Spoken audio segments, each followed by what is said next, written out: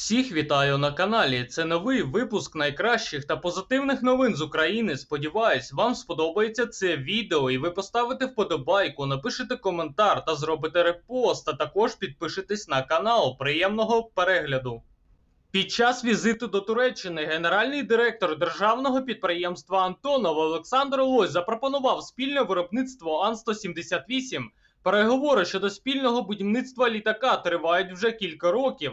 Наразі сторони не домовились про розрахунок витрат при спільному виробництві, адже Туреччина хоче, щоб партнери розділили витрати. Ще одне побоювання Туреччини пов'язане з можливими негативними наслідками для співпраці з Росією в галузі оборонної промисловості.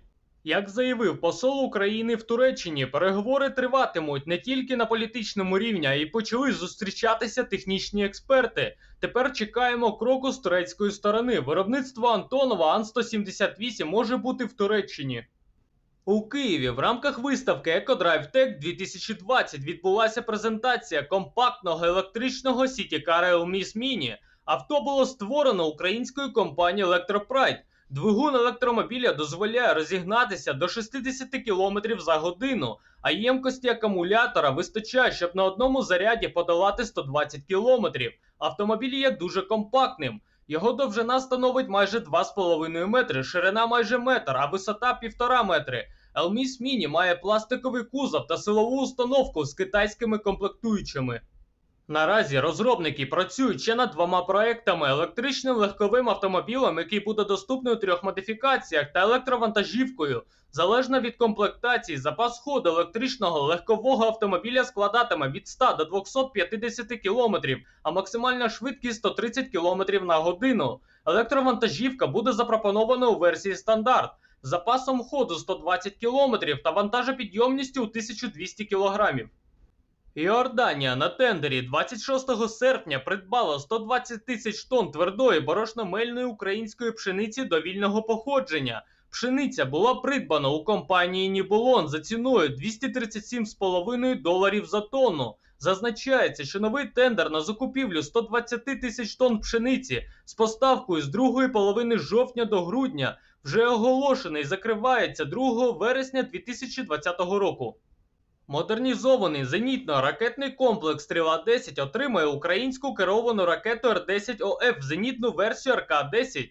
Вітчизняна ракета Р-10ОФ оснащується уламково-фугасною бойовою частиною з ударним ядром та неконтактним датчиком цілі. Наведення здійснюється по лазерному променю з супроводженням цілі в автоматичному режимі.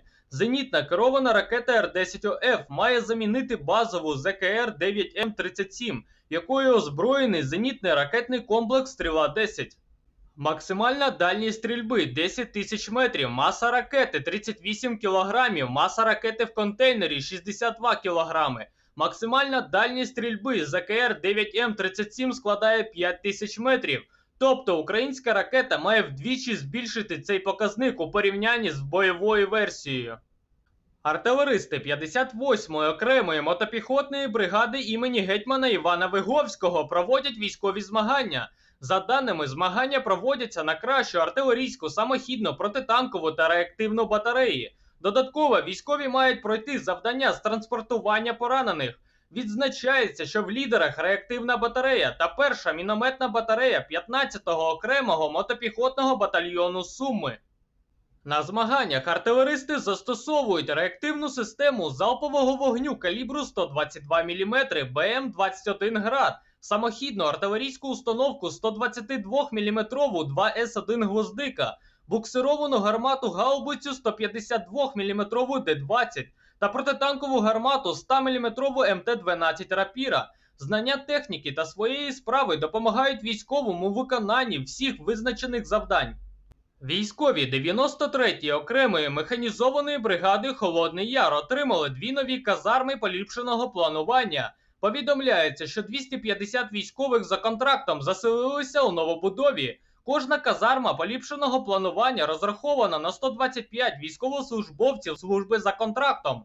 Кімнати казарми розраховані на проживання 5 військовослужбовців.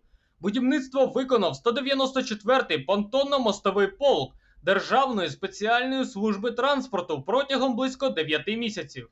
Запорізьке підприємство «Співдружність Авіастрой», яке є одним з партнерів Мотор Січ, тепер зможе виробляти сучасні композитні матеріали, використовуючи технологію вакуумна інфузія. Метод виробництва полягає в нанесенні смоли тонким шаром на матеріал під впливом вакууму.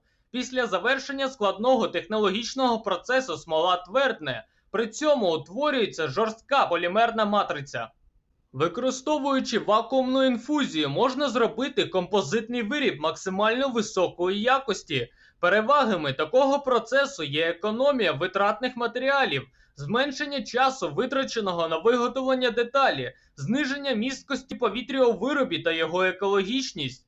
Технологія може бути використана для виготовлення склопластику, ламінату, в авіабудуванні та автобудуванні, а також застосовується у виробництві спортивного інвентарю, медичних протезів, декоративних виробів. Україна провела ремонт та модернізувала кольчуги, автоматизовані станції радіотехнічної розвідки для Міністерства оборони Азербайджану. Згідно з відкритими даними експертно-імпортних операцій, від нашої держави відповідальним було державне підприємство «Укрспецекспорт».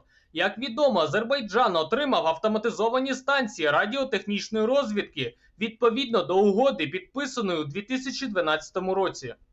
Іноземний замовник з Південно-Східної Азії ознайомився з колісною бронетехнікою українського виробництва типу Козак-2М, Дозор-Б та БТР-Атаман.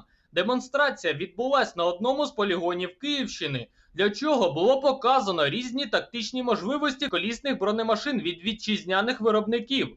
Ініціював та організував заходи державний спецекспортер «Укрспецекспорт», що входить до складу державного концерну «Укроборонпром» та відповідає саме за ринок Південно-Східної Азії.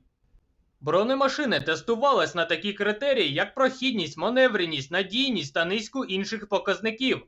Всі машини показали достойний результат, тому потенційний іноземний замовник висловив зацікавленість у цих бронемашинах. Тактична броньована колісна машина «Дозор-Б» та броньована бойова колісна машина «Козак-2М1» пройшли цикл державних випробувань та знаходяться на озброєнні Збройних сил України. Житомирський бронетанковий завод передав державному замовнику партію бойових машин піхоти після капітального та регламентного ремонту, понад 20 БМП-1 та близько 10 БМП-2. Військову техніку було відремонтовано в рамках державного оборонного замовлення 2020 року. Працівники підприємства відновили боєздатність усіх систем та агрегатів, замінили несправні прилади, перевірили роботу озброєння.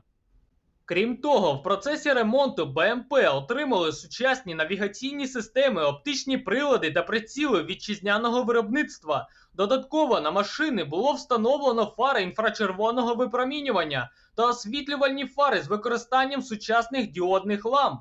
Частково на певних зразках відремонтованої техніки було використано гусеничні стрічки власного виробництва заводу. Україна на третьому місці серед країн-виробників картоплі із показником 23 мільйони тонн урожаю, зібраного за 2019 рік. Зазначається, що до трійки країн із найбільшим обсягом виробництва картоплі у 2019 році також увійшли Китай та Індія. Разом з Україною на ці країни припало 45% загальносвітової частки виробництва картоплі. До навчального центру Хохенфельс сухопутних військ Збройних сил Сполучених Штатів Америки, що у Німеччині, прибув особовий склад та техніка підрозділів Збройних сил України, які братимуть участь у міжнародних навчаннях. Так, український взвод позначення дій противника від Міжнародного центру миротворчості та безпеки на БМП-1 діятиме у складі американського батальйону ОПФО. В той же час рота 28-ї окремої механізованої бригади імені лицарів зимового походу виступатиме за протилежну сторону сили БЛУФО. Варто зазначити, що військовослужбовці підрозділу нещодавно повернулися з району проведення операції Об'єднаних сил, де протягом 9 місяців виконували бойові завдання на Донецькому напрямку. Відомо, що механізована рота укомплектована БМП-2.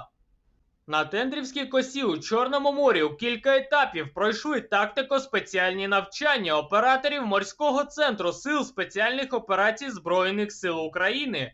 Морські котики вдосконалювали дії у водному середовищі та під водою, вивчали тактико спеціальну вогневу та інженерну підготовку. Головним завданням навчань було практичне відпрацювання усіх елементів.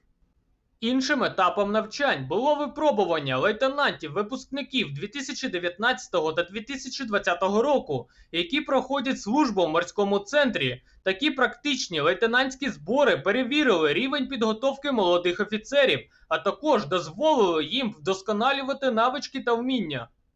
Будівництво мосту через річку Прут у селі Маршинці, де за графіком роботи завершиться у цьому році. Йдеться про будівництво мосту через річку Прут на автомобільній дорозі Т-2606. Проєкт будівництва передбачає влаштування мостового переходу завдовжки 323,5 погонних метра з комплексом берегоукріплювальних споруд і підходами до нього загальною протяжністю майже 2 кілометри. Завершується реконструкція шляхопроводу через залізничну колію на автодорозі 08 Бориспіль-Дніпро-Запоріжжя-Маріуполь на обході міста Золотоноша Черкаської області. Будівництво шляхопроводу є частиною проєкту з реконструкції 11,5 кілометрів автодороги 08 на обході міста Золотоноша. Будівельна готовність об'єкту становить 85%.